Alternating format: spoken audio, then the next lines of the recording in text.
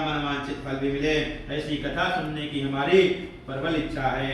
सर्वशास्त्र ज्ञाता श्री सूत जी ने कहा, हे बैठलो में पूज, आप सबने प्राणियों की हित की बात पूछी है। अब मैं उस श्रेष्ठ व्रत को आप लोगों से कहूंगा जिसे नारद जी ने श्री लक्ष्मी नारायण भगवान से पूछा था और श्री लक्ष्मीपति ने मुनि श्रेष्ठ नारद जी को बताया था। यह कथा ध्यान से सुने।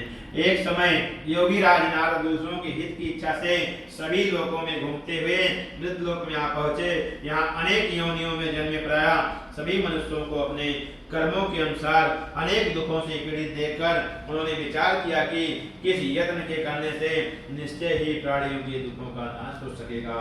ऐसा मन में विचार कर श्री नारद विष्णु लोक गए।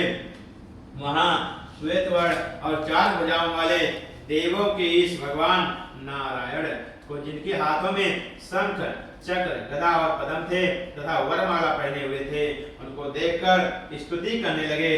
नारद जी ने कहा, हे भगवान, आप अत्यंत शक्ति से संपन्न हैं, मन तथा वाणी भी आपको नहीं पा सकती है।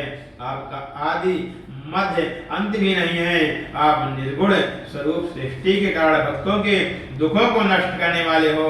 आपको मेरा सत सत नमन है। नारद जी से प्रकार की स्तुति सुनकर विष्णु भगवान बोले, हे मुनिश्रेष्ठ, आपके मन में क्या है? आपका किस काम के लिए यहाँ आगमन हुआ है? निसंकोच कहें।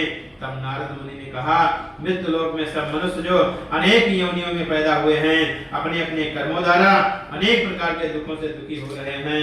हे नाथ, यदि आप मुझ पर दया रखते हैं तो बताइए कि उन मनुष्यों के सब दुख थोड़े से ही प्रयास से कैसे दूर हो सकते हैं? श्री विष्णु भगवान ने कहा, हे नारद, मनुष्यों की भलाई के लिए तुमने बहुत ही उत्तम व्रत किया है।